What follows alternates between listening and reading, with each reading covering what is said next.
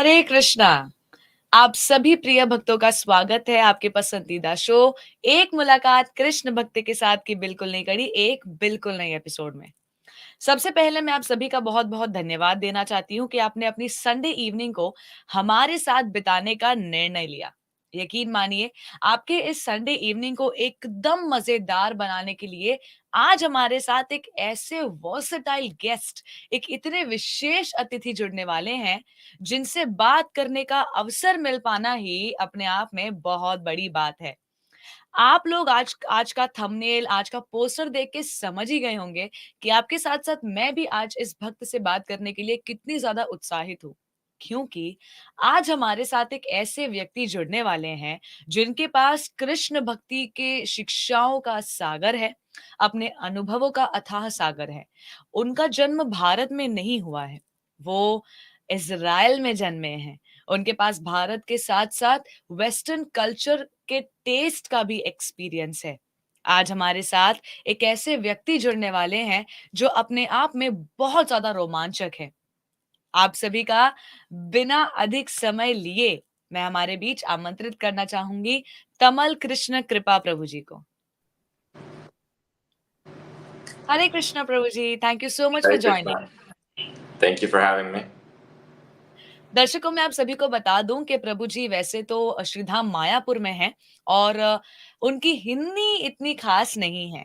तो हमारा आज जो इंटरव्यू होगा उसका अधिकतर फ्लो इंग्लिश में होगा, लेकिन प्रभु जी कुछ-कुछ बातें हिंदी में करेंगे। लेकिन आप सभी चिंतित मत होइए, आप सभी के बीच यहाँ मैं एज़ अ मीडियम बैठी हूँ, मैं प्रभु जी की सारी बातों को आपके लिए ट्रांसलेट करके, उनकी सारी बातों का अनुवाद करके आपके सामने प्रभु जी के जीवन को रखने का अपना पूरा प्रयास करूँगी। Prabhu ji, have you ever been on a live show before this? No, I've not. Oh. I've been on interviews, many interviews in many different channels, but never on a live show. दर्शकों, प्रभु जी बता रहे हैं कि उन्होंने काफी interviews किए हैं, लेकिन ये उनका पहला लाइव शो है। So Prabhu ji, how has it been going? Are you excited? Yes, I'm very happy and excited to be here. Thank you so much, Prabhuji. Again, I thank you for taking out time off your busy schedule and joining with us. The very first question I would like to ask you is, आपके इस show के thumbnail पे, poster पे हमने लिखा था मिलिए Baahubali body builder priest से, पंडित से. Do you know who Bahubali is in the first place? No, I don't. Ji, actually it is a very, very, very prominent Bollywood character. A character so strong enough that it shook the entire Indian box office.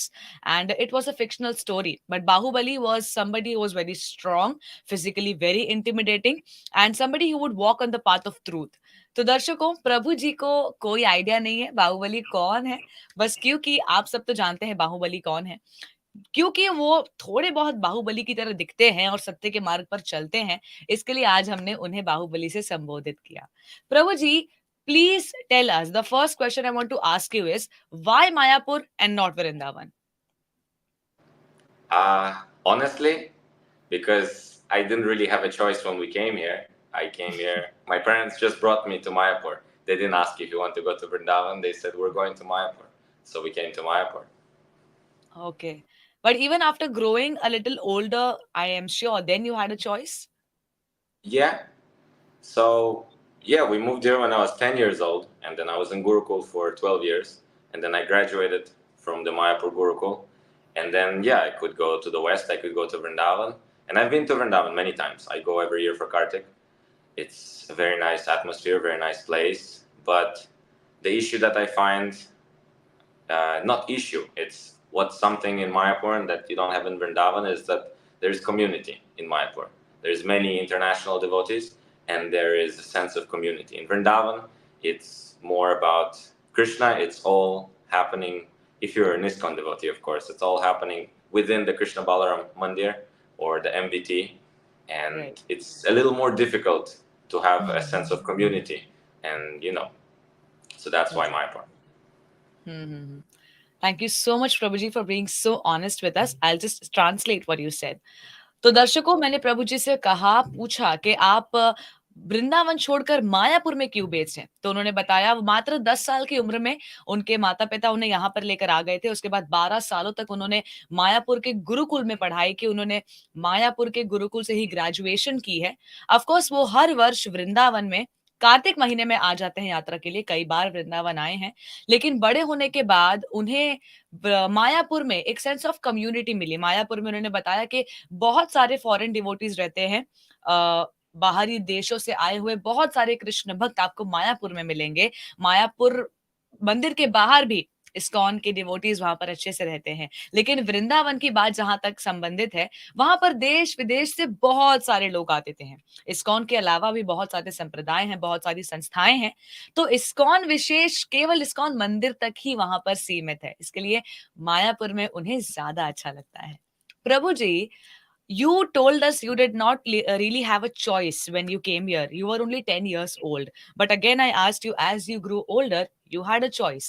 Why did you not make the choice of going back to the West and exploring what you just did not get to explore? Uh, I'm not sure, honestly. Didn't just I didn't really feel like I should go.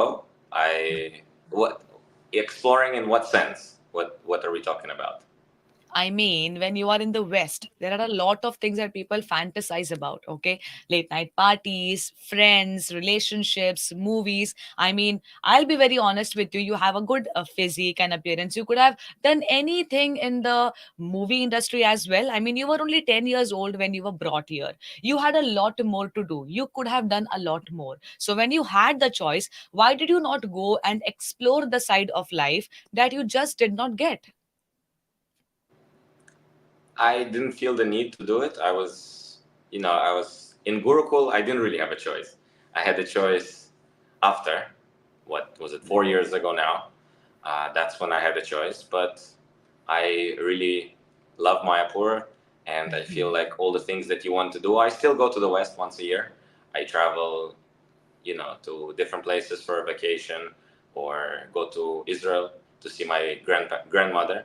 She's there, and I get enough of it, enough of the Western lifestyle in a month or two that I'm there, and I'm happy to be back in India. Honestly, I feel like India is more of my home than Israel is. Oh, that's so sweet of you to say. I'll just translate what you said. So दर्शकों, मैंने प्रभु जी से ये प्रश्न किया कि जब आप मात्र 10 साल के थे और आपको यहाँ ले आया गया, इसका मतलब आपने बहुत सारी चीजों को एक्सपीरियंस ही नहीं किया, आपने अनुभव ही नहीं किया। पाश्चात्य जगत में कितना सब कुछ होता है। लोग 18 साल की उम्र में ही घर से निकल करके अपने पार्टनर्स के साथ रहने लगते हैं। वो खुद के दम पर काम करके साथ में रहते हैं। इतने सारे पार्टनर्स चेंज करते हैं, लिव इन में रहते हैं। प्रभु जी तो कुछ काम कोई जॉब कर सकते थे, वो मूवी इंडस्ट्री में घुस सकते थे, मॉडलिंग कर सकते थे। तो 10 साल के बाद जब वो बड़े हुए और जब उन्हें इन चीज़ों का एहसास हुआ कि मैंने इन चीज़ों का अनुभव ही नहीं किया है, तब आप वहाँ पर क्यों नहीं गए? उन्होंने बताया कि उन्हें मायापुर से प्रेम है, उन्हें प्यार है मायापुर से, ही लव्स मायापुर, और उन्हें जीवन में जो भी चीज़ें चाहिए, वो सब मायापुर में हैं। वो 1-2 बार वेस्ट में ट्रैवल करते हैं, इज़राइल जाते हैं अपनी दादी जी से मिलने के लिए, और वहाँ पर 1-2 महीने में वो काफ़ी जितना भी उन्हें चाहिए होता है, वहाँ पे वो रह लेते हैं। लेकिन होम वाली फीलिंग उन्हें लगता है कि भारत ही उनका घर है। Prabhu ji, take us back to your childhood. Even when a kid is of 10 years old, he has the intelligence enough to at least make desires and wishes. When you were told we are going to Mayapur, what did you feel? I'll be honest with you, I didn't know what it was. I lived my whole life in Israel. I traveled once, not twice. I went to Europe once and I went to Canada once before. And because my parents were devotees since I was born, even before that, they joined in 92. So I knew what Krishna consciousness was. I've heard of India, I've heard of Vrindavan, of Mayapur, but I didn't know what to expect. So I didn't really think much of it. Great. तो प्रभु जी बता रहे हैं कि उनका जन्म हुआ, तभी से उनके जो माता-पिता थे वो इस्कॉन से परिचित हो चुके थे। इसके लिए उन्हें कृष्णा कॉन्शियसनेस की एक आइडिया थी, और जब उन्हें कहा कि हम मायापुर जा रहे हैं, तो he was just not having any expectations. उन्हें नहीं पता था कि आगे उनके जीवन में कौन सी चीजें आने वाली हैं. So Prabhuji, when you first came to Mayapur, what were the experiences like? I mean, of course there would be a lot of cultural differences, but other than that, as a 10-year-old, how did you adapt to the changing environment? Yeah, it was an interesting story actually because we came and we landed in Kolkata and we came out and it was September. We came exactly 15 years ago in 2009 to Mayapur. And yeah, I was actually very shocked. I even started crying because I was scared of the Indian people. One lady, a beggar, came to me with her son, and she was asking for some food, and I was completely lost. I was shocked, and then I jumped into the car that we had to take to Mayapur, and then we came to Mayapur, and I was crying, and I said, I'm gonna leave. I'm gonna call my grandmother when I'm 18, and I'll fly back to Israel. She will buy me a ticket, and I'll never come back to India. And of course, a lot has changed after that, but within maybe a week's time, I was, I came to Mayapur, and at that time it was mostly fields. There was the temple, and there was fields around, and there was a Gurukul. And within a few days of, adjusting, then my parents took me to Gurukul, and they gave us a tour, and I fell in love with the place. It was quite instant. Wow. Prabhuji, how different was the schooling? I mean, when you were 10 years old, I'm sure you had been admitted to a school in Israel. How were the changes when it came to academics?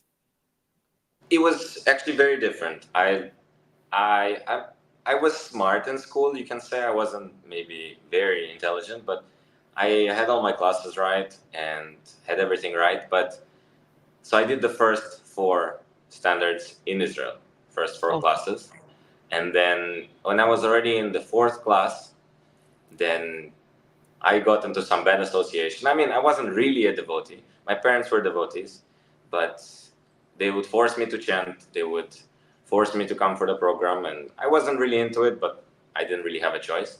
And I got into some bad association at that time.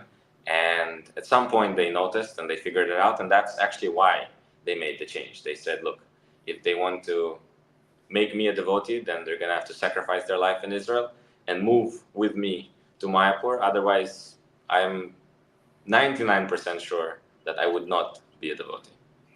Mm-hmm.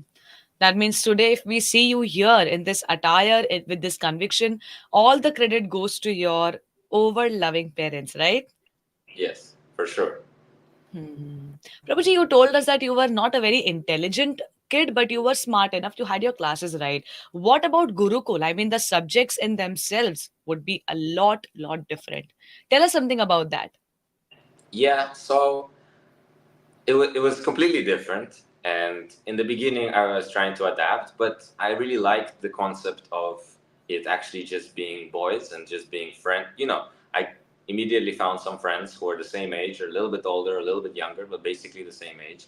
And we connected. We did a lot of things together. For me, it was about being engaged. I wasn't engaged enough in a normal school because you just have to go from classroom to classroom.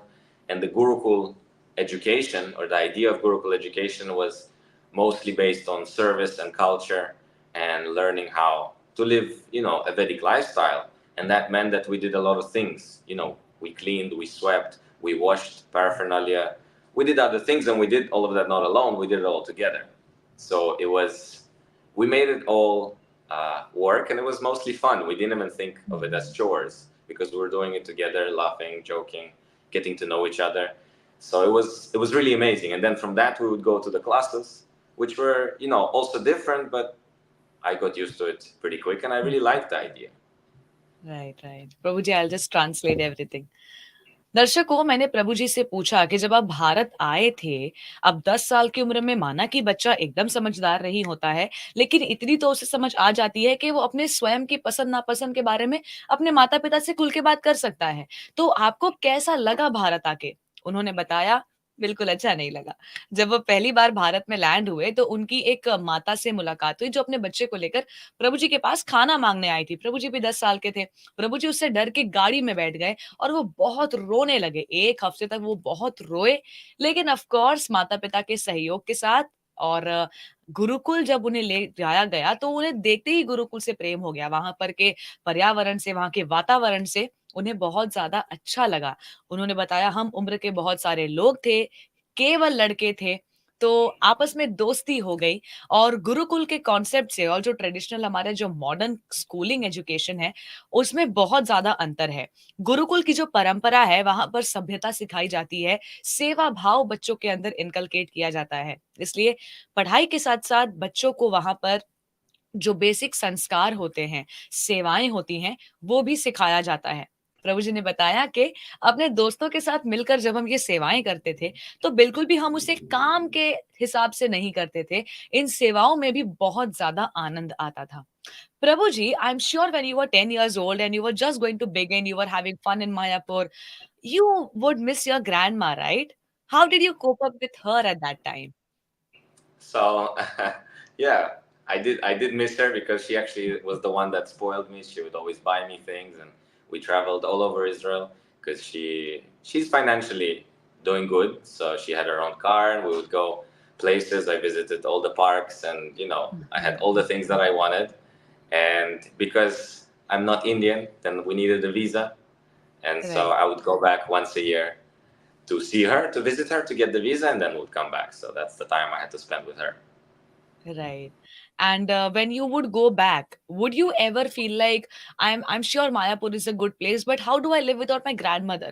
And how did she cope up not being with you? I mean, was she also a Krishna conscious person? Because if yes, then it makes sense. She was ready to be away from you for your own good.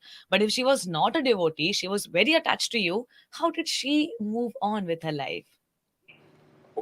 Well, she wasn't really a devotee. She was friendly. Now she's becoming much more of a devotee. Now she's even chanting and following some principles. But yeah, so we would go there once a year, and then once a year she would come and see us. So we didn't see each other maybe 6 months. Okay. Great I just translate दर्शकों मैंने प्रभु जी से कहा कि अब आप छोटे थे कुछ एक एक आध हफ्ते तक आपको मजा आया होगा लेकिन दादी माँ की तो याद आई होगी दादी के तो हम सभी लाडले होते हैं उन्होंने बताया निश्चित रूप से दादी की याद आती थी दादी ने ही तो मुझे बिगाड़ रखा था जो चीज मांगता था मुझे दादी से मिल जाती थी दादी के पास उनकी खुद की कार थी तो अपनी दादी दादी जी के साथ प्रभु जी पूरा इज़राइल घूमते थे सारे पार्क सारी अच्छी जगहों पर उनकी दादी उन्हें घुमाती थी लेकिन वीज़ा के लिए वो साल में एक बार अपनी दादी जी से मिलके आते थे। उनकी दादी भी यहाँ पर उनसे मिलने आती थी। Prabhu ji, tell us about some of the challenges you faced as a person. I mean, when you were 10 years old, it was okay. But as puberty hit, as the adolescence hit, what were some of the few challenges you faced here in Mayapur as a boy? In Gurukul, Yeah, in Gurukul. uh, well, actually, it wasn't as many as there should have been, probably, because fortunately enough, we didn't have because the idea again was Vedic education and trying to keep everybody. If you have ever been to Mayapur, you know that Mayapur is a little place, that's not really connected to the rest of the world. And then Right. in that place, there is another small bubble, which is Gurukul, which is not even really connected. It's connected, but not really. So it's a little far away. It's a closed area. It's a very big space. I don't know how many acres of land, but a huge space to roam around, to do things. And again, because we're all friends, we're all doing those things together, we're all doing service together. There was a whole management system that we did all the service. There were no helpers. We had to cook, we had to learn how to clean, we had to learn how to take care of the other smaller boys. And so we were engaged most of the time. On top of Mm. that, we didn't really have electricity in most of the Gurukul.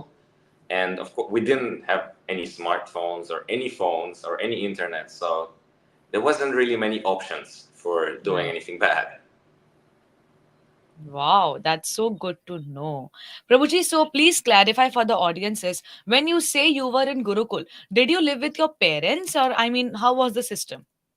So okay, yeah, the system was that when you first join, you are a day schooler. So you come to Mangalarti, and then from Mangalarti, the teachers pick you up and they bring you to the school, and then your parents come to the school and pick you up at 6 p.m. So you're Okay. there for 14 hours. you eat there, breakfast, lunch, then you cook, you clean, you have all your classes, you do all of that, and then at home you basically just sleep. That's all. And then after you get used to that and you get a little bit older, from 11, 12, 13 years old, then you could join the ashram. And that means you just sleep and gurukul. And your parents visit once a week for a few hours. Prabhu ji, I just translate. दर्शकों, मैंने प्रभु जी से पूछा कि जब आप गुरुकुल में रहते थे, अब देखिए 10 साल तक तो ठीक है, लेकिन जैसे जैसे हम बड़े होते हैं, हमारे अंदर हार्मोनल चेंजेस होते हैं।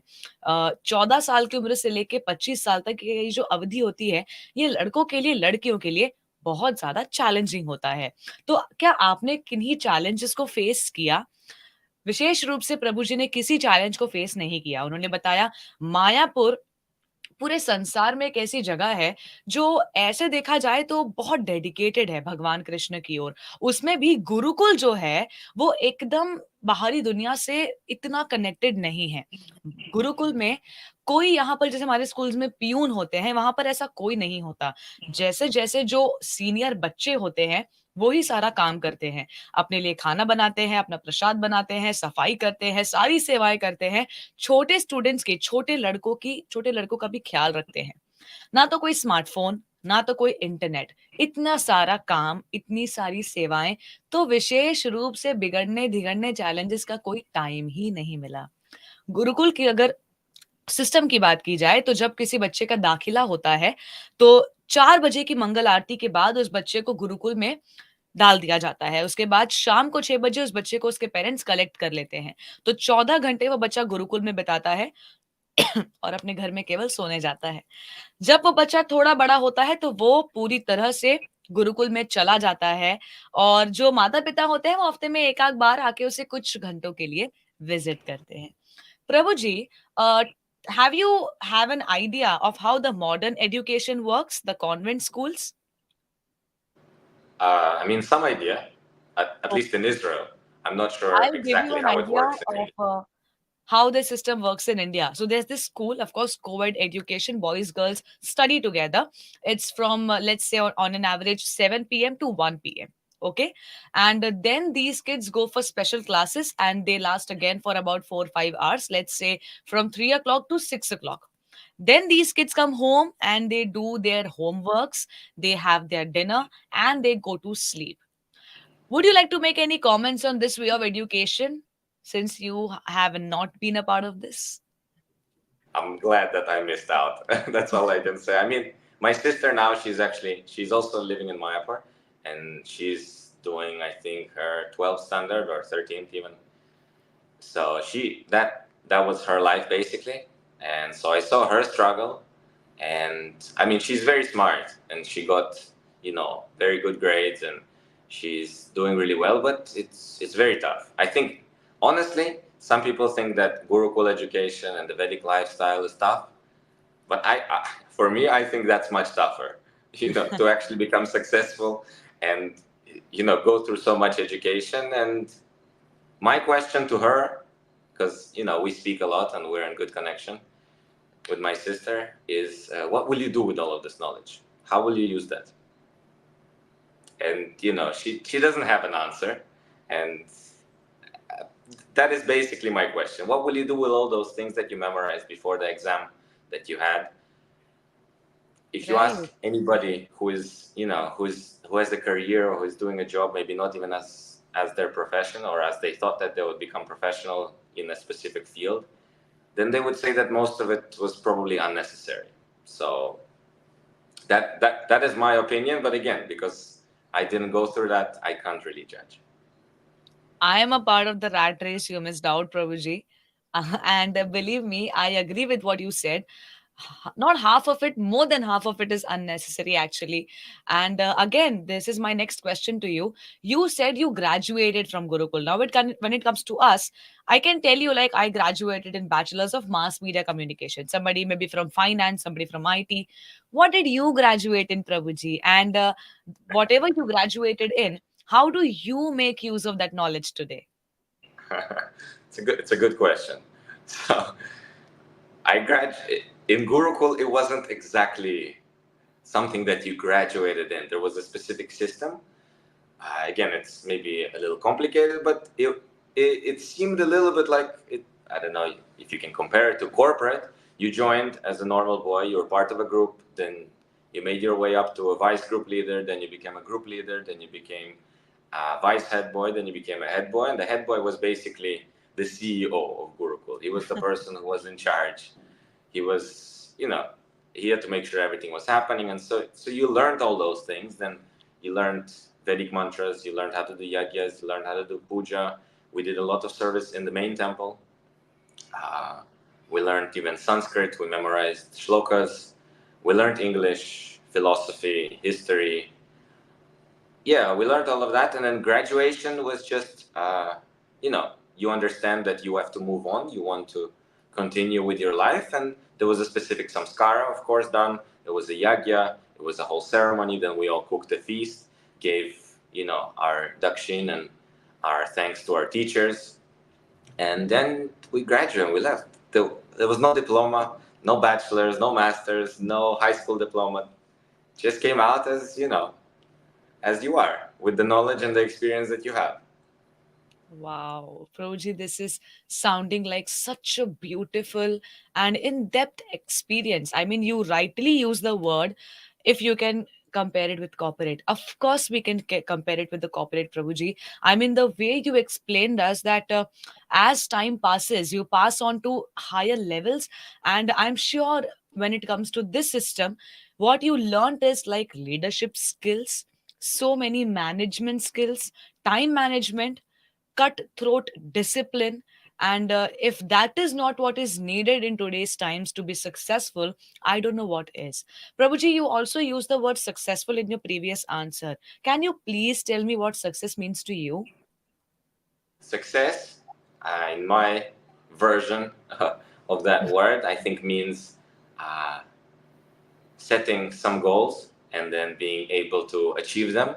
And if in a broader sense, I think for me, what would be successful is to become actually a good devotee and to be able to inspire others to become good devotees, become financially also independent, and be able to give that back, help the community, help others, encourage them, maybe help them get different education, or even just donating food and clothes to villagers and Damvasis and those who really need it around, and giving back to the community. Because if you're not giving back, if you're just trying to hoard it all the wealth or all the knowledge or all the experiences that you have, then I think it defeats the purpose of, that whole education that was given to me, and, the opportunities that I have.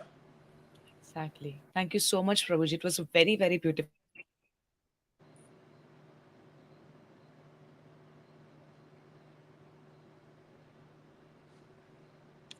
बात करते हैं तो हम जैसे material world से हैं, जैसे हम पढ़ाई करते हैं, कॉलेज जाते हैं, स्कूल जाते हैं, तो हम किन्हीं स्ट्रीम्स में ग्रेजुएट होते हैं।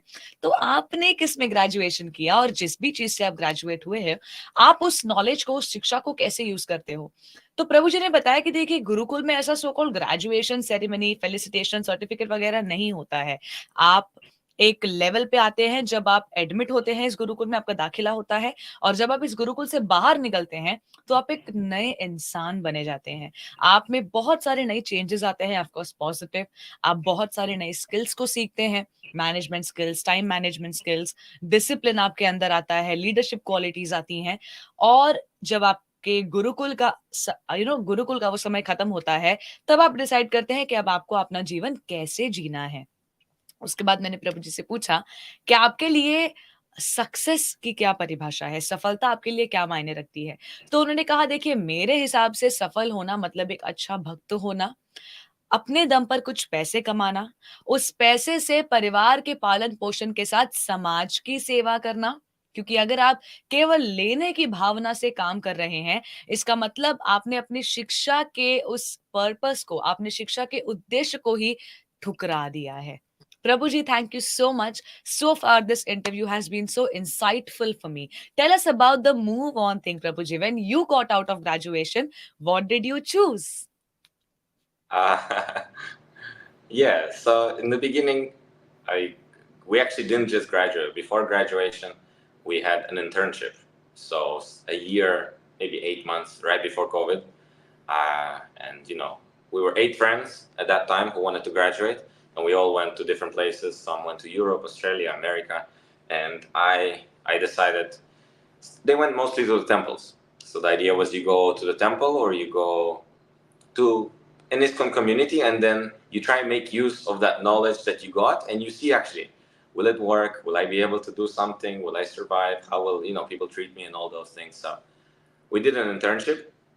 I traveled with my Guru Maharaj to the west, to Kazakhstan, to Uzbekistan, to a few other countries, and then we stayed also in India for some time.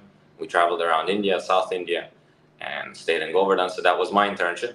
I was traveling as a servant and cook, and yeah, that was interesting. That was an interesting part. And then when I actually graduated, um, I went home.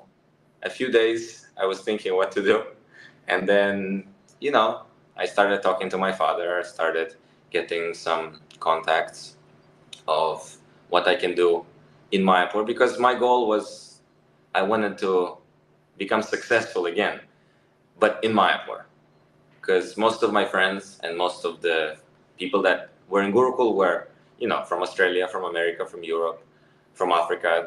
They all, the idea was you got this education, very good. You became a very good either devotee or just a good human being. And then you go back to your country, you get a job, maybe you start a business, and then you continue doing that. But I didn't want to live in Israel. I knew that, and I still don't want to go and live there. If anybody's ever been there, it's a very difficult place to live. And there's war always happening. The economy is good, but it's very expensive. There's no devotees. I mean, there are devotees, but there's not many. And it's a difficult environment. And so, yeah, I decided that I will find something that I can do in Mayapur, that I can stay a devotee and somehow make some money to live here. And yeah, I did, for the first year, I did anything that I came up with. I made jam, I made pickle, I was trying to teach cooking, anything. I started doing social media marketing because COVID hit and you couldn't do anything else. I started learning that. Yeah, I started doing that, and then after a year, uh, I was actually thinking, what was the point of me going to Gurukul, getting all this knowledge, and doing social media marketing, which was nice. You can preach, you can help people, you can grow a company, you can do all these things. But then I stumbled across an idea, and I did some work with a person who was doing yagnas, and he was doing yagnas online, and that's what kind of was the light bulb moment for me that struck me, and I said, okay, I can do this same thing, just much better, because yeah, he was hiring Indian Brahmins. It was much more of a commerce. It was a business, and I said, okay, I can do this somehow, maintain myself, and try to do it in a Vedic way, where there's no fixed charges for the yajnas, because that's considered sinful in a sense. But people are interested. They want to know about the Vedic culture, especially Russian-speaking people. And yeah, I started a little project that is called Sankalpa, and it's been 3 years that I maintain myself, my family. We have a few Brahmins. We have a little team, 8 people, and we make content. We stream them online, and then many people all over the world, they watch it. They get benefit, and they also get interested in the Vedic lifestyle. And then slowly, we preach to them. We of course do kirtan, and hopefully some of them become devotees. Exactly. So thank you much, Prabhuji, for sharing this story with so much of honesty. I'll just translate before I miss out or forget anything. तो दर्शकों, मैंने प्रभु जी से पूछा कि graduation के बाद फिर आपने क्या किया? तो उन्होंने बताया कि देखिए यहाँ पर भी इंटर्नशिप होती है। Prabhu ji, I must tell you, never did I ever imagine that internship exists when it comes to Gurukul also. This is my first time getting introduced to this concept of internship in the Gurukul Vedic education as well.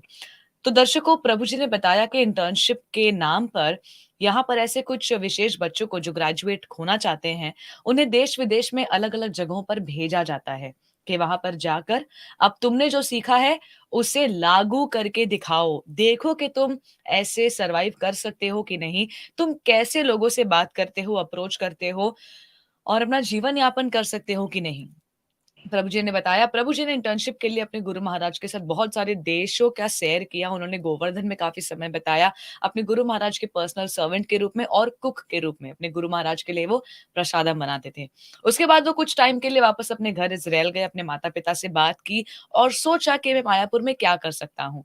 जो बाकी के बच्चे मायापुर में आए थे उस गुरुकुल में, वो ग्रेजुएशन के बाद उनके पास एक चॉइस होता है, आप चाहो तो वापस अपने देश चले जाओ, वहाँ पर जाके प्रचार करो, अपने परिवार का पालन-पोषण करो, शादी कर लो, बिज़नेस कर लो, कुछ भी कर लो। लेकिन प्रभु जी को मायापुर से दूर नहीं जाना था। उन्होंने बताया कि 1 साल के लिए उन्होंने उनके रास्ते में जो आया वो किया। कुकिंग किया, उन्होंने अचार बनाया, जैम बनाया, बहुत कुछ किया 1 साल के लिए। उसके बाद उन्होंने सोशल मीडिया मार्केटिंग सीखा क्योंकि ऑफ कोर्स कोविड का हिट आ चुका था और सब कुछ ऑनलाइन हो गया था। इसी बीच वो स्वयं से ये प्रश्न करने लगे कि आखिर मैंने गुरुकुल में पढ़ाई की है, मैं सोशल मीडिया मार्केटिंग सीख रहा हूँ, ये क्या चल रहा है? लेकिन इसी बीच उनकी मुलाकात या उनकी भेंट एक ऐसे भक्त से हुई, एक ऐसे ब्राह्मण से हुई, जो ऑनलाइन यज्ञ करते थे। और इस कॉन्सेप्ट से परिचित होते ही प्रभु जी के बत्ती जल गई और उन्होंने बोला कि मैं इस चीज़ को अच्छी तरह से कर सकता हूँ, मैं भी यज्ञ कर सकता हूँ क्योंकि देश-विदेश में, खासकर रूस में, रशिया में ऐसे बहुत सारे लोग हैं, जो इस वैदिक कल्चर को बहुत पसंद करते हैं। वो इस कल्चर के बारे में और जानना चाहते हैं।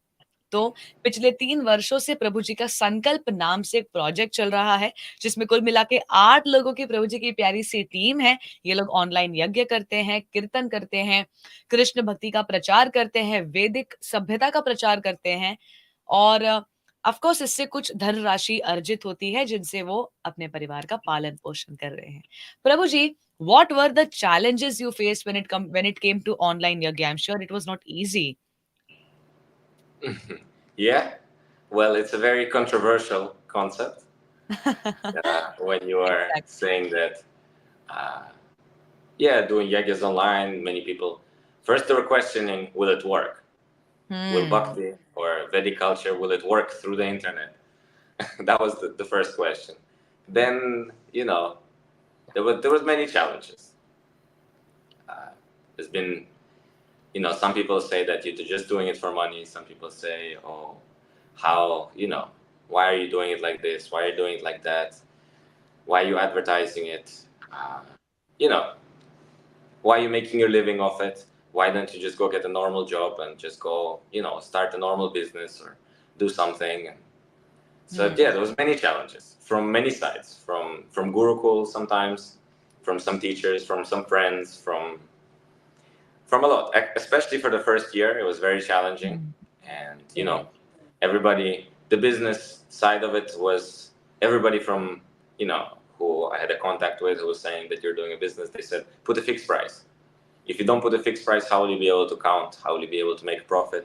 How will you be Hmm. able to know what's happening? How will if you know anything about business and running, you need to have the numbers. Then you need to advertisements. If it's a business project, make it fixed price. If you're doing Right. charity, then just do charity. And why are you doing something in between?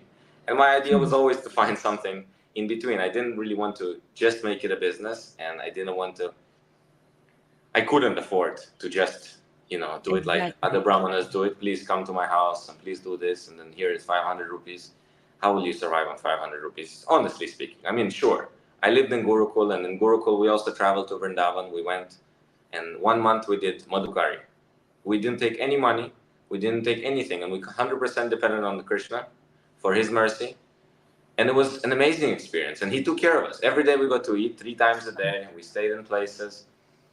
But again, when you want to have a family, when you need a place to rent, when you need things, then you need money. Whether you like it or not, whether you think you're a pure devotee or not, you need money. And so somehow, again, I believe it's all Krishna's mercy because I never went for the fixed price, and it's still donation. People come and from all over the world, and again, some give a donation for yagya 1 rupee. and some give 500, some give 1,000, some, if they're rich, they give 10,000 rupees. But you know, it's a process that works. Donation is what works, and if I'm supposed to get it, if it's in my karma to have it, then God will provide. So I believe that, and it's been working since. Exactly. Prabhuji, I'm not sure how you managed to go through this with all these loved people talking to you about this. I mean, sometimes you don't always take it as criticism, because the worst part is, or maybe the best part is, all these people giving you their feedbacks are the people you trust, are the people you've been with for a long time, are the people who are supposed to be your well wishers. So you don't always take what they're saying as criticism. You sometimes have second thoughts about what they're saying, because maybe they are bigger than you in terms of experience, in terms of knowledge, maybe in terms of bhakti. Prabhuji, did you ever have second thoughts about Sankalpa? Yeah, many times, hundreds of times. Please share about that. How did you manage to have second thoughts and still manage to go ahead?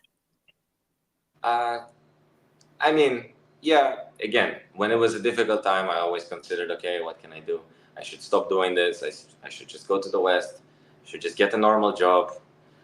Should somehow just survive and, do something, and this and that. But my parents, they're actually very encouraging. They, I have to say again, back to them, they've supported me. First, they were against the idea. They wanted me. My father wanted me to take care of his. He was doing tours originally. He would bring people from the West to India and show them around. So he thought that would be a good idea. But then COVID happened, so that idea didn't work out. And then he said he built a building, and he was renting the rooms, and he was doing, similar to a hotel. And he said, "You take care of this." And I said, "Look, Dad, you don't have any other money. You're living off this. How will two families survive of, maybe your 50,000 rupees a month? Or how will that? That's not gonna work." And so, yeah, then I stayed in a different place. I didn't want to ruin the relationship. I told them I better move out and live alone, see how I can do it by myself, and keep the relationship, than stay with you and, have a bad relationship. And then with time, I came up with this idea, and then I spoke to him, and he was very encouraging. He said, "Yeah, you should keep doing it. It's an opportunity that you got. You're doing it. Mhm. Yes, you're making a living off it also, because how else are you supposed to survive if you're doing a project like that?" And yeah, he was based. Him and my mother have been the biggest supporters, and they've been helping, and the team is also very, very good, and people believe. And they actually, the thing that keeps us going and keeps me going is that there's feedback. There is people that are on the other side of the screen that are experiencing changes in their life. And there is, hundreds, if not thousands, of messages from them that they're feeling that their life is changing, that they're happy, that they come to a place where they're building a community. We're building a little community. We have, maybe 1,000, 1,500 people that are there, that we share with them how we're doing this process, why are we doing it, why are we worshiping only Vishnu and Krishna, why are we not doing demigod worship, why are we keeping such high standards. you know they have so many questions, and we try to help them. We try to, actually do it, and the feedback is amazing. And also, we've been able to collect enough Lakshmi to start a different project, which is Food for Life and distribution. And we go every month, and we distribute, you know hundreds of kilos of rice to people that actually need it, to the poor villagers that are around, that are Dambasis, that, have Mhm. served, and they don't have enough care. And then we distribute, fruits and things to kids. And, we try to help, because, again, we got it as a donation. And if you're trying to follow the Brahminical culture, if you're pretending to be a Brahmana, at least, then at least you should follow everything that a Brahmana does. And he accepts charity, and then he gives charity, and he does yagyas for himself, and he does yagyas for others. So Right. we're trying to keep that standard, and with prayers and mercy of Krishna, it's going on. Thank you so much, Prabhuji. We wish you all the luck, all the positive prayers for you. And with your purity, with this dedication and passion, and this extreme desire to give, I'm sure you have a very, very, very beautiful way ahead. I'll just translate what we spoke. तो दर्शकों, मैंने प्रभु जी से पूछा कि देखिए, आपने इतना अच्छा ये जो प्रोजेक्ट चालू किया है, बिज़नेस है, तो आपने कुछ प्रॉब्लम्स को फेस किया होगा, चैलेंजेस को। तो प्रभु जी ने बोला तमाम, उन्होंने तमाम प्रॉब्लम्स को फेस किया था। बहुत सारे ऐसे उनके निजी जीवन में इम्पोर्टेंट लोग, जैसे उनके कुछ दोस्त, गुरुकुल के उनके कुछ टीचर्स, आस-पास के कुछ लोग, सीनियर लोग, जो उन्हें ऐसा कहते थे कि तुम गलत कर रहे हो। अगर तुम बिज़नेस कर रहे हो, तो तुम फिक्स रखो कि एक यज्ञ का आपको इतना देना पड़ेगा, और अगर तुम फिक्स नहीं रखना चाहते तो उसे पूरी तरह से मुफ्त रखो, पूरी तरह से भक्ति करो, पूरी तरह से भगवान पर समर्पित रहो, ये बीच का क्यों कर रहे हो? लेकिन प्रभु जी बता रहे हैं कि मुझे बीच का ही करना था, मैं पूरी तरह से बिजनेस नहीं करना चाहता था, मैं सेवा करना चाहता था। लेकिन आप खुद सोचिए, सेवा करके क्या चलता है क्या आज के समय में? प्रभु जी ने बताया कि जब वो इंटर्नशिप कर रहे थे, जब वो इस अपने गुरुकुल के बाल्यकाल में थे, तब उन्होंने वृंदावन जाकर 1 महीने तक मधुकरी की थी। जो दर्शक मधुकरी के बारे में नहीं जानते, मैं आपको बता दूँ, मधुकरी का मतलब आप लोगों के घर जाकर ठक-ठका कर उनसे अनाज माँगते हैं या खाना माँगते हैं। पैसे नहीं, आप खाना माँगते हैं। 1 महीने तक प्रभु जी ने और गुरुकुल के अन्य बच्चों ने ऐसे अपने दिन काटे हैं, और उन्होंने बोला भगवान की कृपा से कभी भूखे नहीं सोए। दिन में 3-3 बार हमें भोजन की व्यवस्था हो जाती थी। लेकिन जब परिवार की बात आती है, तो ऐसा नहीं कर सकते। इसके लिए मैंने इससे शुरू किया और बहुत सारे प्रॉब्लम्स को फेस किया। मेरा अगला सवाल प्रभु जी से था कि जब हमारे जीवन के इतने महत्वपूर्ण लोग, हमारे गुरु, हमारे शिक्षक हमें कुछ कहते हैं, तो हम उनकी बातों का बुरा नहीं मानते, हम उनकी बातों को लेकर के उस बात पर चिंतन करते हैं। तो क्या आपको जब आपके बिज़नेस को लेकर लोग ऐसी बातें करते थे, तो क्या आपने 2 बार सोचा कि शायद ये जो कह रहे हैं वो सही है, मुझे ये बंद कर देना चाहिए? प्रभु जी ने बताया कि मैं 100 बार, कम से कम 100 बार मुझे ऐसे ख़्याल आते थे। मैंने पूछा, जब ऐसे ख़्याल आते थे, तो आपने इन ख़्यालों से लड़ते हुए भी आज आप हमारे सामने कैसे बैठे हैं? उन्होंने बोला कि जब आज की तारीख में वो लोगों के लिए यज्ञ करते हैं, और जब सामने वाला उन्हें कहता है कि प्रभु जी, आपके इस यज्ञ से मेरे जीवन में बहुत सारे शुभ परिवर्तन आए हैं, तो मैं कैसे इस प्रोजेक्ट को बंद कर सकता हूँ? प्रभु जी, thank you so much for being so honest with us, so open with us. Thank you so much for trusting this audience, considering it such an important part of your life. Now tell us something about the fact that you're married. Tell us something about your married life. Uh, it's interesting. It's a different experience. It's not a Gurukul experience.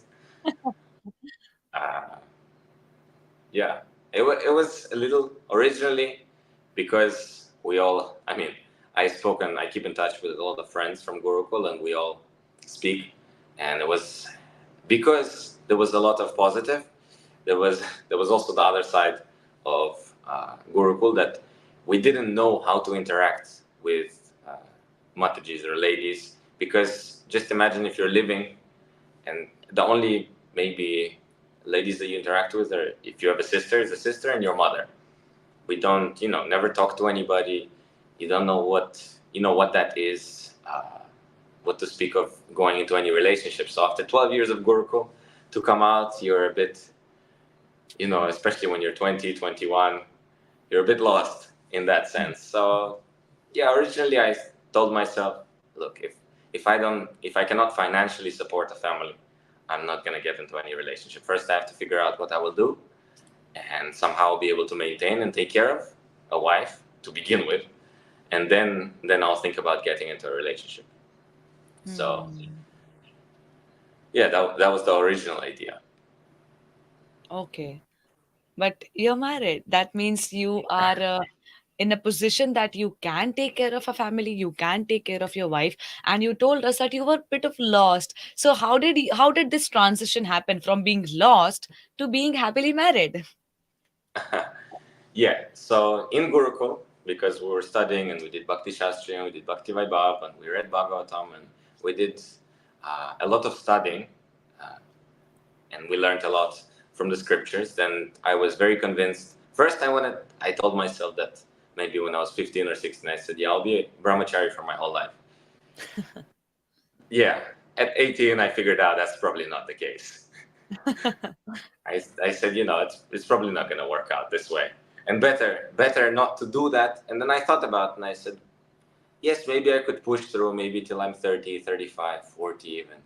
But then what's the point? And you're pushing, you have desires, you have some ideas, you want to become rich, famous, whatever, married, have a girlfriend even. Why would you push that or keep that inside you instead of trying to go with it? There's a Vedic process. There is a process. Not that you have to be a brahmachari. You just think, okay, my ego will be happy and something will happen. And so I was more scared of the fact that, when you're 50, you decide, okay, no, it's too late. I cannot. And then you get married and then you have a job. So I said, no, better I'll do it just right from the beginning. I'll be Right. honest with myself. And, what's the point of lying to yourself? And so after that, I thought, okay, I'm going to get an arranged marriage because that's how it's supposed to happen. And so I'm going to do it the right way. And so, yeah, I was convinced about that till I left Gurukul. And then I left and I was like, nah, no arranged marriage. I'm going to do it the good old love marriage way. And unfortunately, or actually fortunately, it didn't work out. I was trying to get into a relationship with a few Matajis. They were devotees. Everybody was devotee. I was only in the devotee community. And I was traveling around India and then I met a few people and then we did the astrology, talked to parents, but it just wasn't working out. And at some point I actually kind of gave up, and then I came back to Mayapur, and then my mother, she's I'm a very good relationship with her, and she asked me jokingly, so how is it working out with your girlfriend? And I told her at the end of it, I told her the whole truth and just said, look, it's not working out. I need some help. She said, okay, you want, I'll help you. And then, yeah. And then she arranged that I meet with the family and my wife now. And yeah. And then we just, it was arranged. And I was very happy, and I'm very happy and I'm very grateful that it was arranged, because when you're looking, I know for myself, when I'm looking for a person, you're not really looking for qualities, you're not really looking for long term, you're not really looking for anything that's actually going to make a relationship or a family. You're looking, if it's a beautiful person, if they smile, if they have a lot of followers or a lot of money, or whatever you're looking for. You're not actually looking for the things that matter. And yeah, I was grateful that it actually happened as I originally wanted it. I guess the prayers were strong enough back then. Right. Prabhuji, you told us you tried talking to a lot of people, but it did not work out because of some or the other reason. So, Prabhuji, and you made such a beautiful realization you shared. You made us understand that when we look out for people, we are certainly looking out for the things that we missed out on. We are not looking for things that actually matter. Prabhuji, thank you so much for hitting us with this realization. All of us needed that. So, Right. could you please share with us what was it with your wife that did not match with the previous ones? I mean, what was in it, or what was in this connection that hit you so hard that you're so grateful for today? It will be probably a very, what's it called, interesting point, but uh, I've spoken to many friends and I still keep in contact with a lot. And we spoke about this, and I have a friend who has told me, he's younger than me, but he said he's been on maybe 200, 300 dates with different girls. And he was also in Gurukul for a few years, but he decided to try everything out. And we spoke to him actually about this, and he said that I actually regret doing all of that. Now that I have the knowledge, I regret going and, you know, trying it all out on myself, because now I have that samskara, that now that I have that. And, you're looking, again, you're looking for something different. You're not looking for the right thing. Just, it doesn't matter how hard you try to look. But Mhm. what didn't happen is there was no actually that moment of, there wasn't that Bollywood moment of love. It wasn't that, you saw each other and then the arrows hit, or, Cupid struck, or it wasn't there. It was arranged. I remember the first time that I came to her place with her parents. Her parents were there. She was there. And we all understood why we're doing this. It wasn't there. The thing is that there wasn't that romantic when you're hiding or you're going somewhere or you're running away and you're having that, I guess, the sweetest part of the relationship, because if we look at the spiritual world, then that is the sweetest part. Krishna is always doing that with the gopis, but we're not Krishna. So I don't think we should play that game. We should follow Dharma and we should follow the things that, we're supposed to do. And so that moment wasn't there. So the relationship didn't go very, didn't have so many highs and didn't have so many lows, because after such moments, the heartbreak is usually the next thing that comes. And unfortunately, again. And so that moment wasn't there. And we came into a relationship understanding that eventually we're going to get married. That, we should be honest with each other. We should try to understand each other. We should become friends. We should become partners. We should understand that our idea is to become devotees and to raise a family. And that was my idea originally. I didn't really want to just hang out or have fun and then do something else. The idea was to have a family. And, this person really matched and is still matching and is amazing. And I'm very grateful that this is what happened to me. And I hope it happens to more people and they can experience that. Maybe they will miss out on those, again, moments that you have in a secret relationship, when you're hiding away, when you're running away, when you're having those beautiful moments. But unfortunately, again, I've seen it many times, and I'm only 25.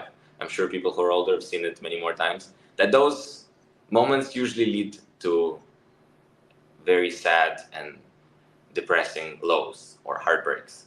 So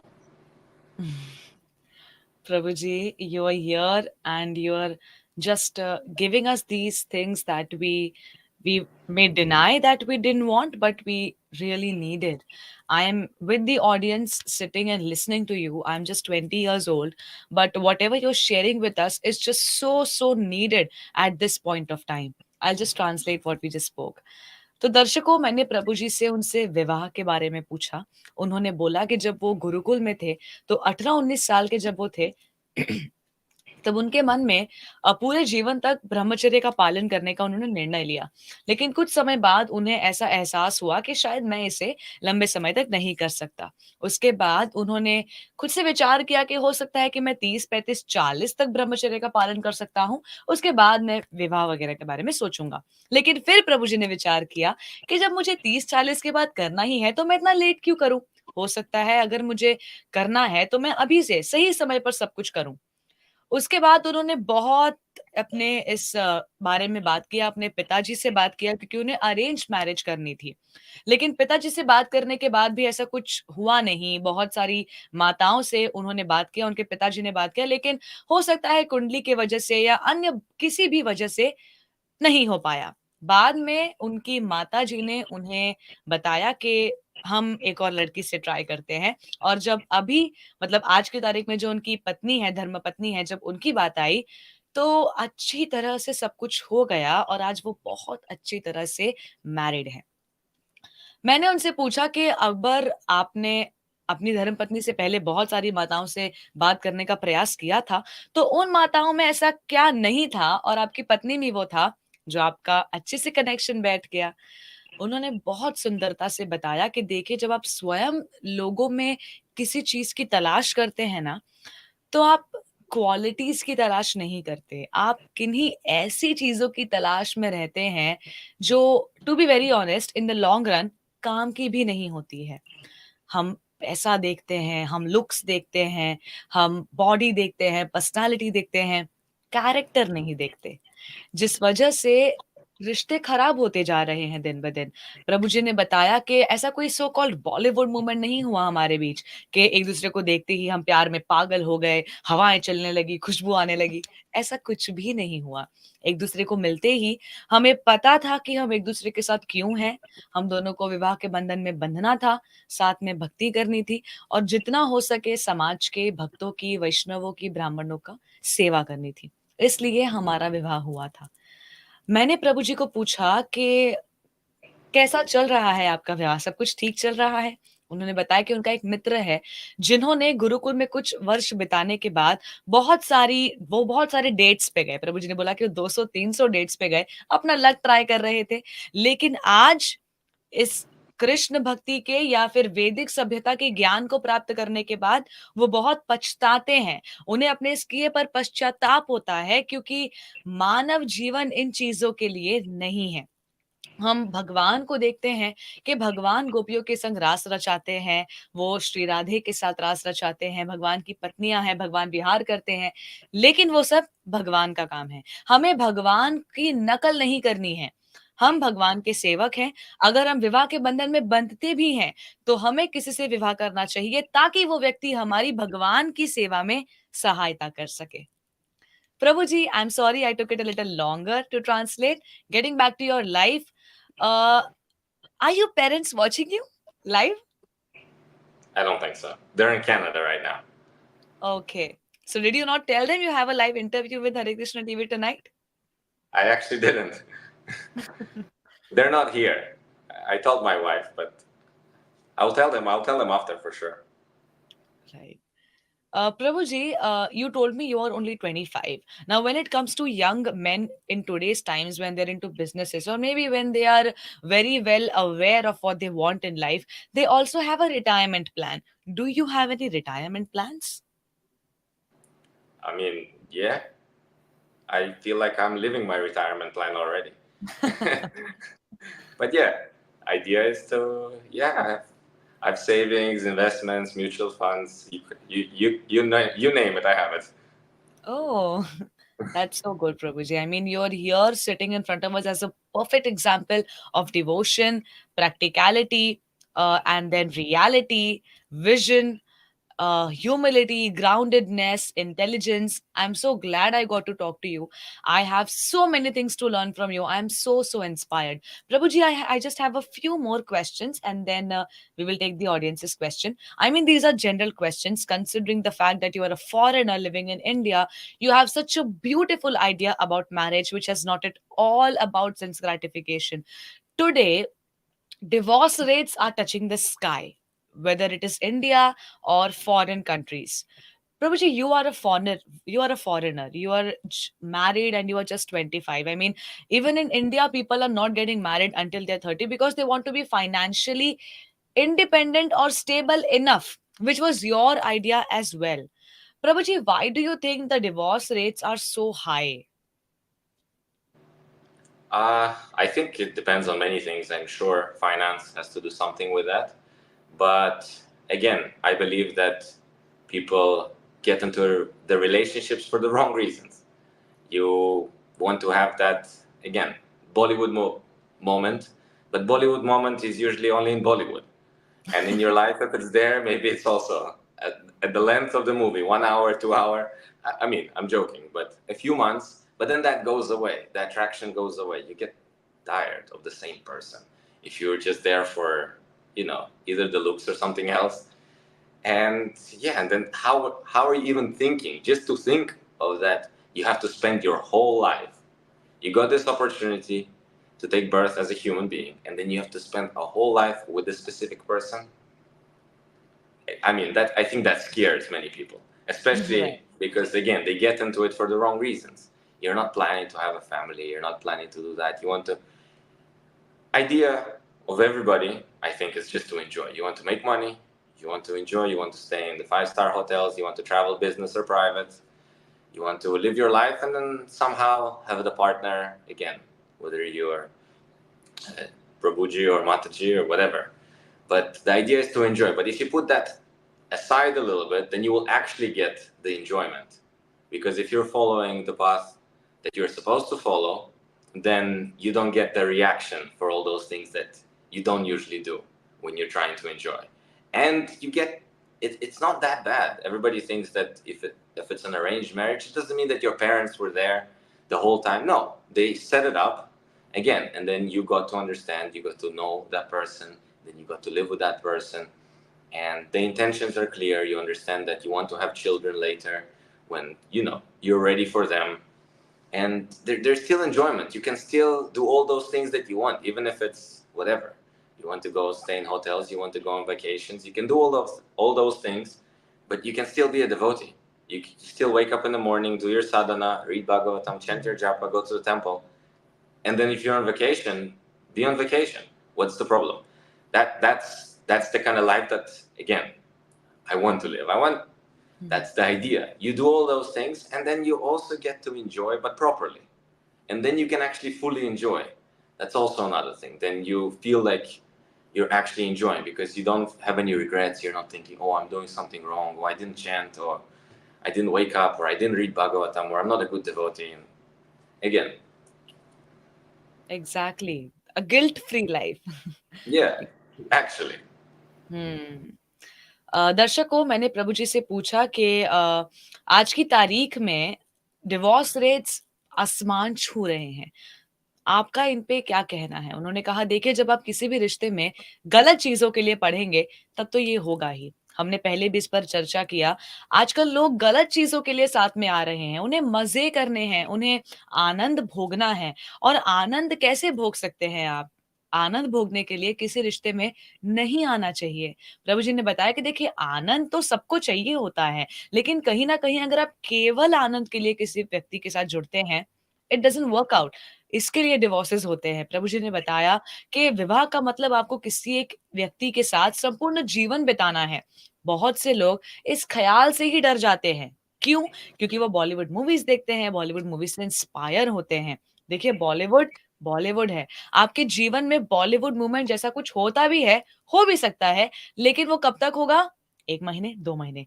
उसके बाद reality hit हो जाएगी, और अगर आप गलत कारण की वजह से किसी के साथ हैं, तो आप उस व्यक्ति से बोर हो जाएँगे। अगर आप सही इंसान के साथ हैं, आप भगवान कृष्ण की भक्ति कर रहे हैं, आपको सही-गलत में फ़र्क पता है, क्या करना है, क्या नहीं करना है, इसकी समझ है, मानव जीवन के मूल्य की कीमत पता है, तो आपका जीवन सॉर्टेड है। Prabhu ji, I am so sorry, amidst all of this, I forgot to ask you about the most interesting fact about you. What is all this bodybuilding passion coming from? Tell us something about it. I mean, my parents, they were both fitness trainers. They were not bodybuilders, but they were trainers in a gym in Israel when I was very small. I think since I was maybe 5 to 10, 5 years they were doing that. And they used to exercise themselves to keep in shape. And my dad, he's 51 now. He's been doing exercise for 30 years. My mother also. And it was just part of their life. Just like you wake up in the morning, you change up, you go to the gym and you work out. So I would work out with my father when I was younger, and then when I turned 18 in Gurukul, there was a teacher who was also, he was not really into bodybuilding, but he was doing some weights, and he taught us, and I was enthusiastic, and I was doing it in my free time, and you know I just had the passion for it, and I wanted to try it. It was one of my goals. I wanted to go and participate in bodybuilding competition, and yeah, I did it. I went to Kolkata. I participated. I got the fifth place in in a competition. Even though I'm actually doing it naturally, I never took any steroids, and I Hmm. wanted to. I'll be honest. At some point in that, because you get involved and you want to get bigger and bigger and bigger, and it's a passion, it's a hobby, and it also takes over sometimes. And I thought, yeah, maybe I should do it if I want to go professionally. But I understood that professionally I don't want to do that. And so what's the point of taking steroids? Better just stay natural. And I like doing exercise. I do it every day. No one forces me to go to the gym. I go 6 days a week, and I'm very happy doing it. It's just a passion that I have. Right. Prabhuji, when it comes to devotees, many people who are not into ISKCON, they have this idea that when it comes to devotion or bhakti, you just kind of give up on everything that has something to do with your body.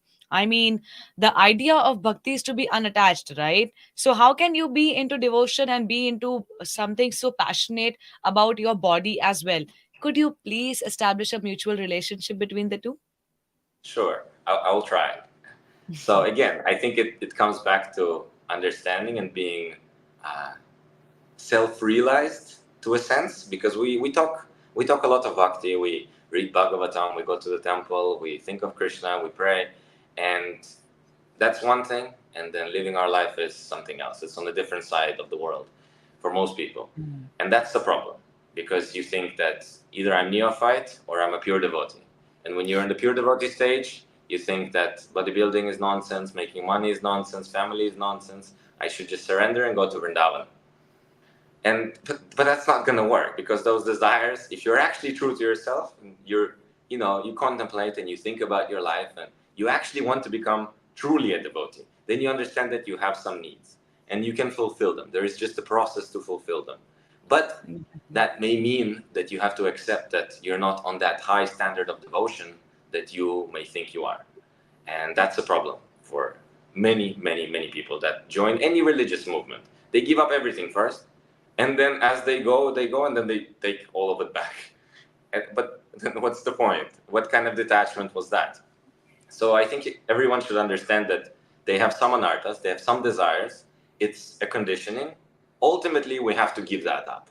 But if you give it up too early, it's the same thing as the example that I gave of becoming brahmachari and staying brahmachari till you're 50, 60. You're pushing, you're pushing, you're pushing. You're trying to get rid of them, and sometimes it will work. But for many people, it will not work.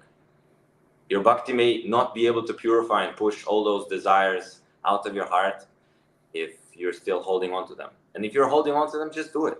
What is the problem? I'm vegetarian. I offer the things that I eat to Krishna first. Yes, it may be protein also. But if it's a hobby, if I don't do it, I will be thinking.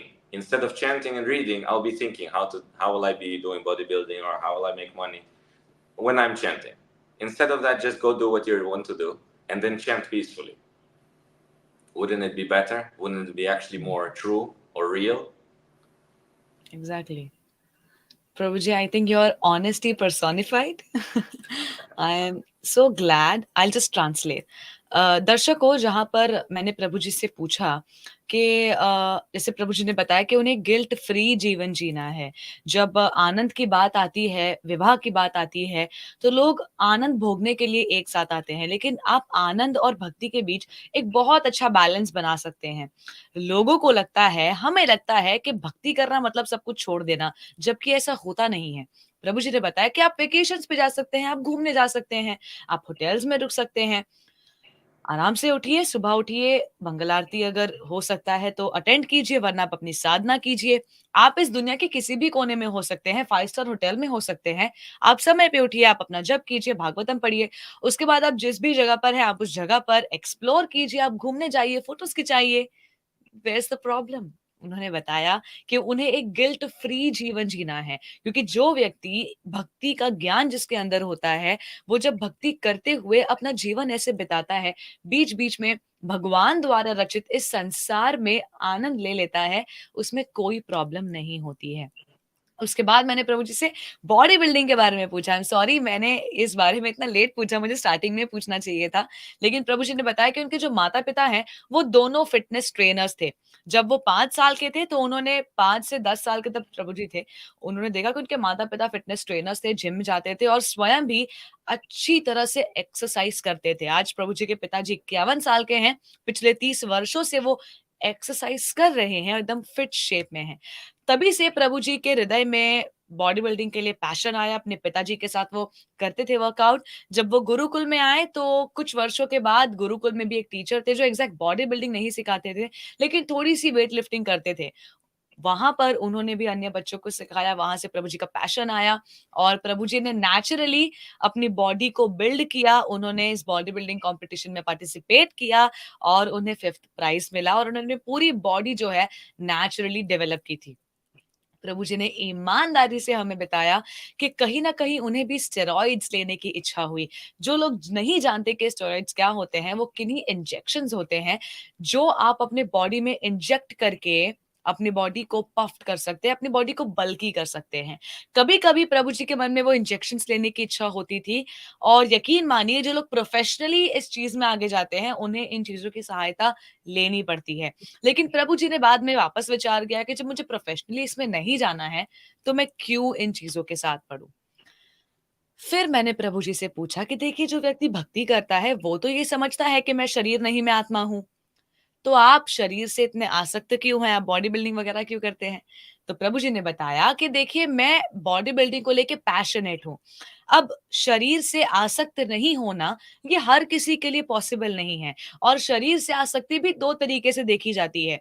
एक आसक्ति है जो हमारे अंदर होती है और एक आसक्ति है जो अपने शरीर को भगवान की सेवा का एक माध्यम समझ के अपने शरीर का ख़्याल रखता है। प्रभु जी ने बताया कि देखिए भक्ति में भी जो प्योर भक्ति होती है, शुद्ध भक्ति होती है, उस स्तर पर पहुंचना सबके बस की बात नहीं होती है। ऑफ कोर्स शुद्ध भक्ति के स्तर पर पहुंचकर आपको केवल भगवान दिखाई देते हैं। ऐसे लोग ब्रह्मचारी होते हैं, उनका परिवार नहीं होता, वो किसी की जॉब नहीं करते, वो धन अर्जित नहीं करते, वो पूरी तरह से भगवान के प्रति समर्पित होते हैं। But it doesn't work out for everybody.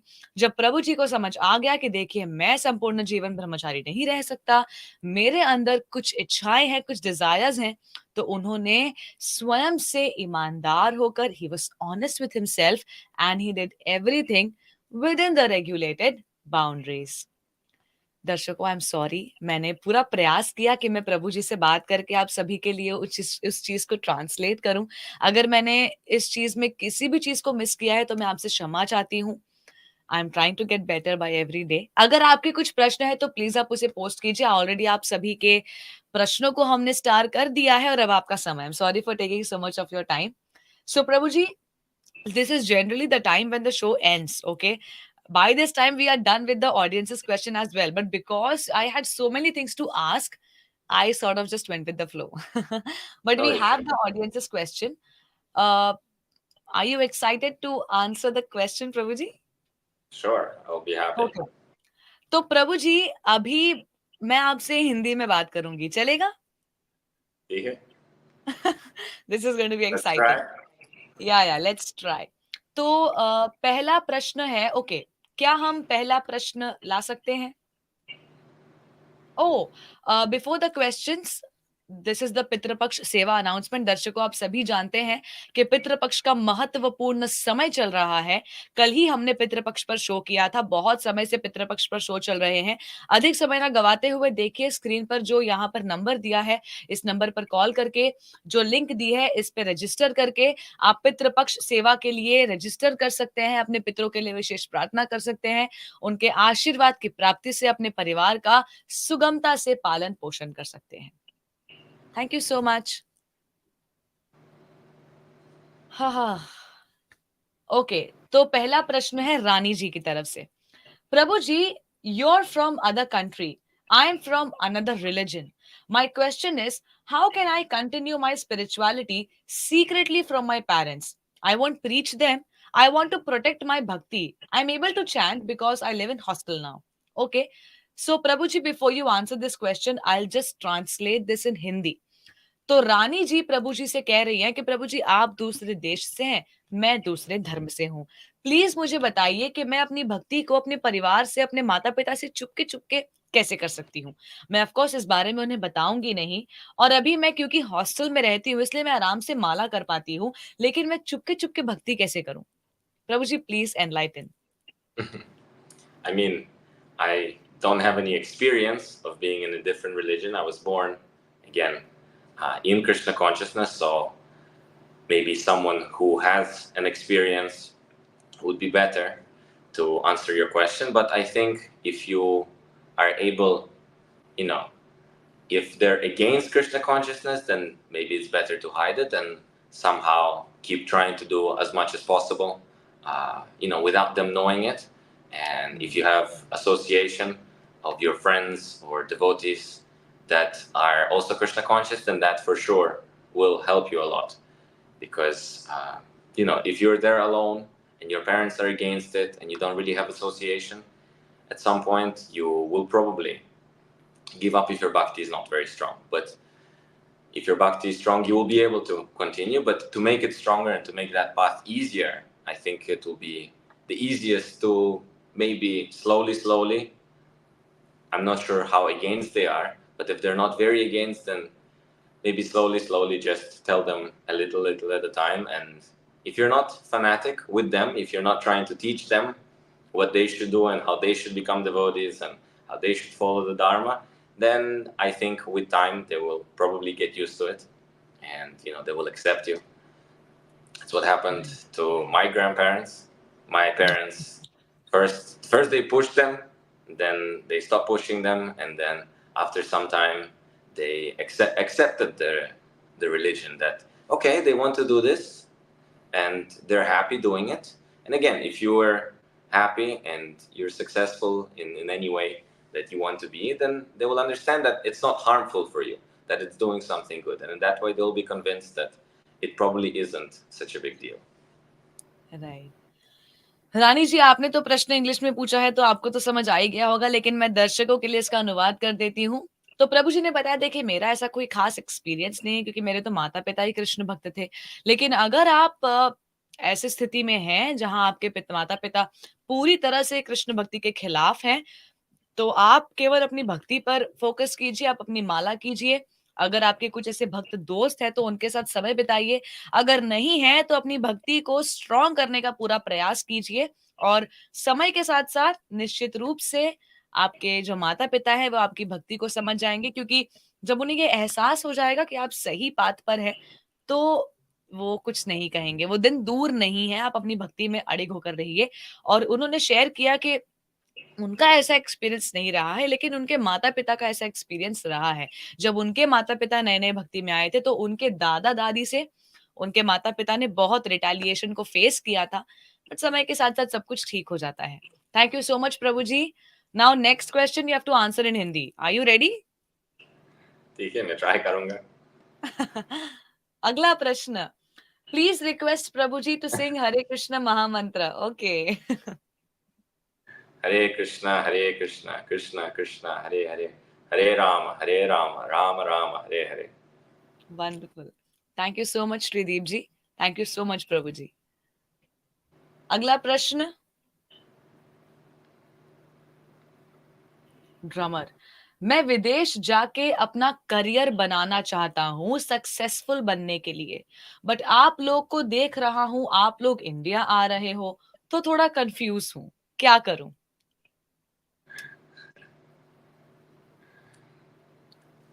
I Prabhu ji, mean, do you want me to translate this?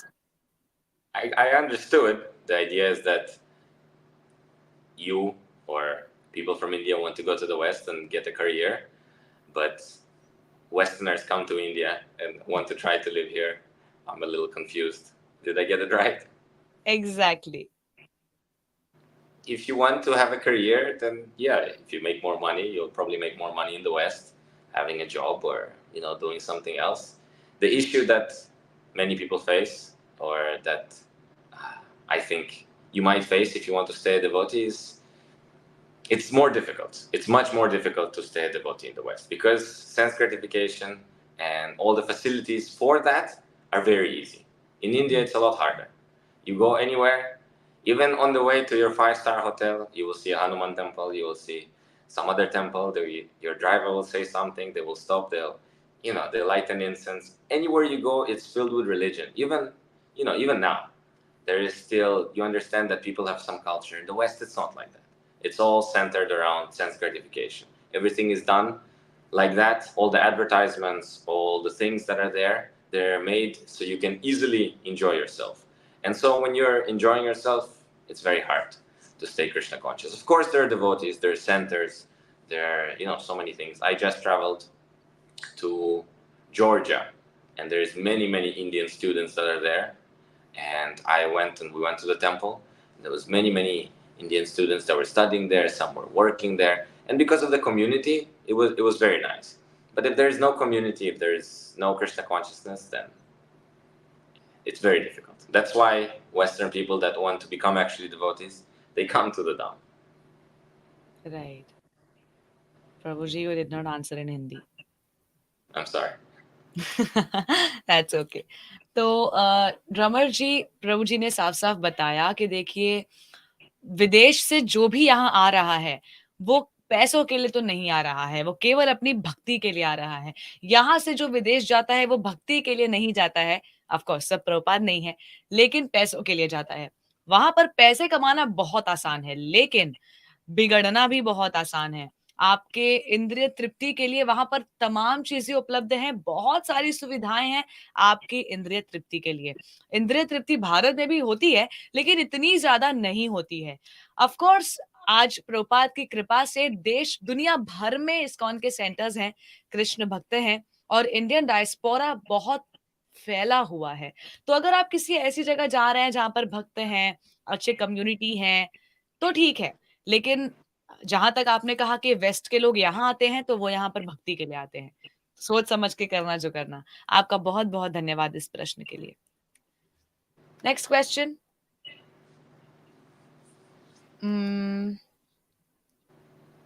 Okay. दर्शकों, अगला प्रश्न लेने से पहले मैं आप सभी को बता दूं कि वो जो पितृपक्ष का जो हमने शेयर किया था अनाउंसमेंट, उसकी रजिस्ट्रेशन की जो लिंक है वो हमारे लाइव चैट में है। लाइव चैट में जाकर जहां आप अपने क्वेश्चंस पोस्ट कर रहे हैं, प्लीज वहां पर आप उस लिंक पर क्लिक करके सेवा के लिए रजिस्टर कीजिए, पितरों की शांति कीजिए, ताकि आपका परिवार अच्छे से चले। अगला प्रश्न है रेखा जी की तरफ से।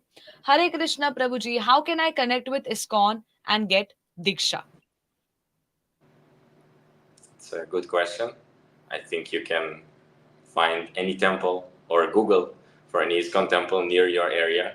Try to go there, see, do some service, try to get to know the devotees, and if you like it, if you understand that maybe it's your path, then in time you will get exposure to different diksha gurus, spiritual masters, and I think you'll be able to understand which one you feel connection to and which one inspires you the most, and take diksha from him.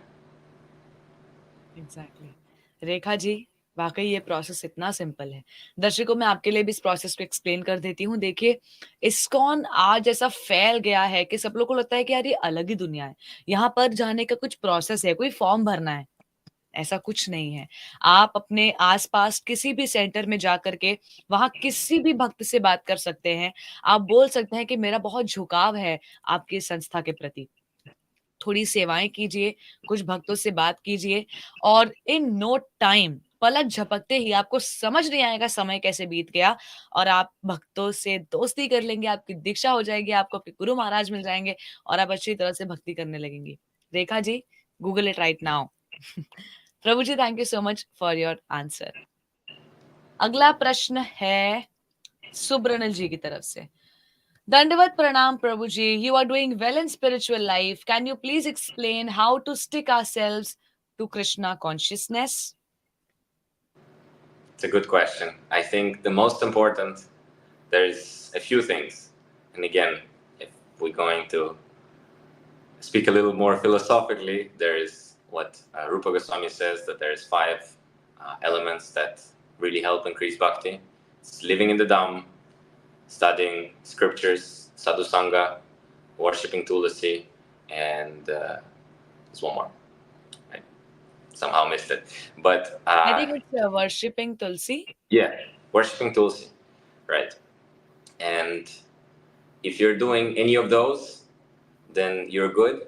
If you want to choose one, and if you had to choose only one of those, I think you should choose Sadhu Sangha.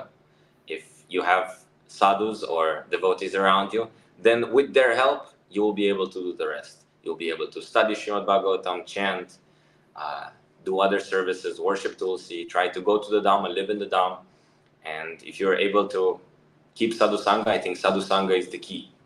If you don't have good association with devotees, it'll be very, very, very difficult. But if you have good association, then you will be able to, I think, progress very, very quickly. Exactly. Thank you so much Prabhu ji. दर्शकों, प्रभु जी ने बताया कि देखिए, भक्ति से जुड़ने के लिए तो ऐसे बहुत अच्छा प्रश्न है। तो अगर फिलोसफिकली बात किया जाए, तथ्य से बात किया जाए, तो रूप गोस्वामी जो हैं, जो हमारे षट गोस्वामी से एक बहुत ही प्रमुख पार्षद, उन्होंने भक्ति से जुड़े रहने के लिए 5 विशेष अंग बताए हैं। आप धाम वास कीजिए, आप शास्त्रों का अध्ययन कीजिए, आप साधु संग कीजिए, आप तुलसी महारानी की सेवा कीजिए। Prabhu ji, which is the one that I missed? Chanting. Chanting. अगर आप इन चीज़ों को करते रहेंगे, तो आप अपनी भक्ति में बहुत अच्छी तरह से अडिग रह सकते हैं। और अगर इनमें से किसी एक को सिलेक्ट करना पड़े, तो प्लीज़ साधु संघ को सिलेक्ट कीजिए, क्योंकि साधुओं की कृपा से, वैष्णवों की कृपा से असंभव भी संभव हो जाता है। With that, Prabhuji, if you allow us, we'd like to take one last question. Sure.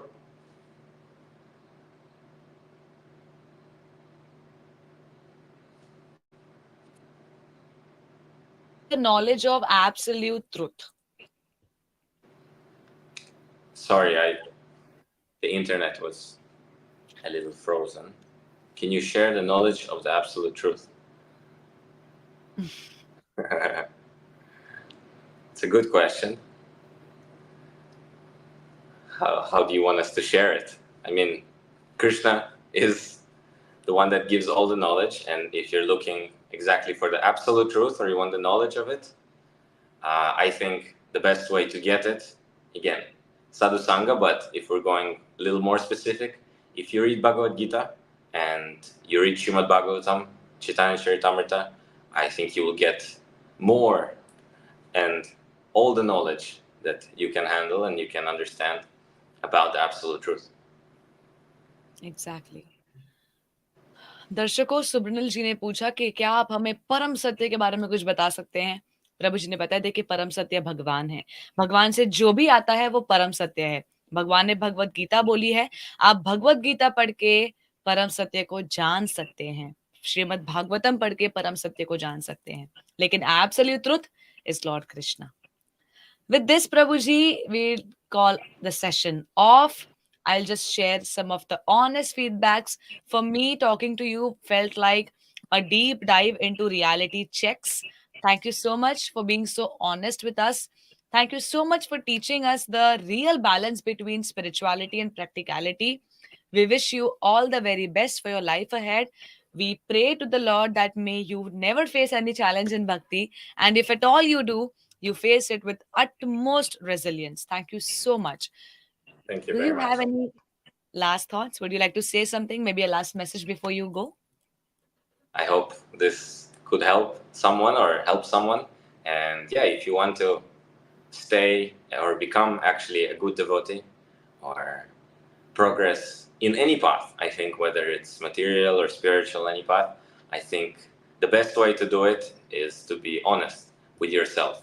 If you're able to be honest with yourself and actually understand what desires you have, what thoughts you have, what ideas you have, what are the things that you need or you think you need, and work with that, then I think you will actually achieve a lot. Instead of course, trying to hide the truth from yourself, because at the end you will be only hurting yourself. If you're trying to pretend to be someone else, you will have a lot of regrets later on in your life. Right. Thank you so much, Prabhuji. It was a delight talking to you. I just have one request to make. Please feel free to join with our audiences even in the future, just in case. Okay? Thank you so much. Thank you. Hare Krishna. Hare Krishna. दर्शकों, आज हमें शर्म से डूब मरना चाहिए। देखिए, प्रश्नों में भी एक प्रभु जी का प्रश्न था कि मुझे वेस्ट जाना है, लेकिन जब वेस्ट से लोग यहाँ आते हैं तो मैं कंफ्यूज हो जाता हूँ। क्या आप जानते हैं, जब श्रील प्रभुपाद को उनके आध्यात्मिक गुरु ने पाश्चात्य जगत में जाने की बात कही थी, तो प्रभुपाद इस बारे में इतने श्योर नहीं थे। इसलिए इस आदेश के मिलने में और प्रभुपाद के एक्चुअली में विदेश ट्रैवल करने में बहुत लंबा गैप था। प्रभुपाद ने जब अपने शिक्षा गुरु से पूछा, अपने आध्यात्मिक गुरु से पूछा कि ऐसा क्यों, आप ऐसा मुझे आदेश क्यों दे रहे हैं? ऑफ कोर्स ऐसे पूछा नहीं होगा, लेकिन जब ऐसा वार्तालाप हो रहा था, तब प्रभुपाद को उनके आध्यात्मिक गुरु ने बोला कि भारत के लोग अमेरिका के लोगों जैसा बनना चाहते हैं। तो अगर आप अमेरिका के लोगों या फिर बाहर के लोगों को ही भक्त बना देंगे, तो भारत के लोग उनको देख के भक्त बनने लगेंगे। और ये सिलसिला आज तक चल रहा है। हमारे शोज पर ऑफ कोर्स हम बहुत सारे इंडियन लोगों का, इंडियन डिवोटीज का इंटरव्यू लेते हैं, लेकिन जब हम ऐसे किसी फॉरेन व्यक्ति से बात करते हैं जो हमारी फिलॉसफी के बारे में, भगवान कृष्ण के बारे में इतना अड़िग होकर बात करता है, इतना अटल होकर बात करता है, वाकई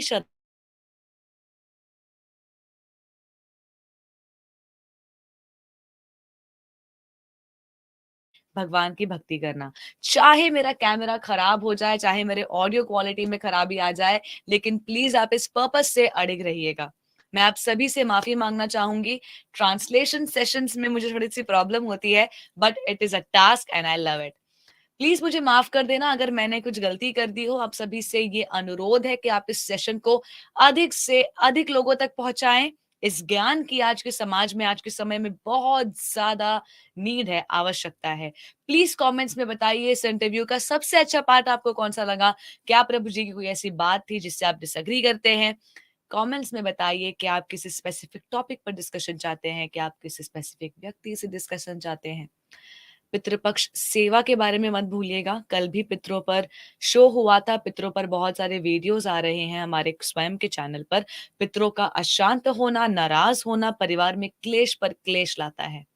आप सभी के समय के लिए आपका बहुत बहुत धन्यवाद। हरे कृष्णा।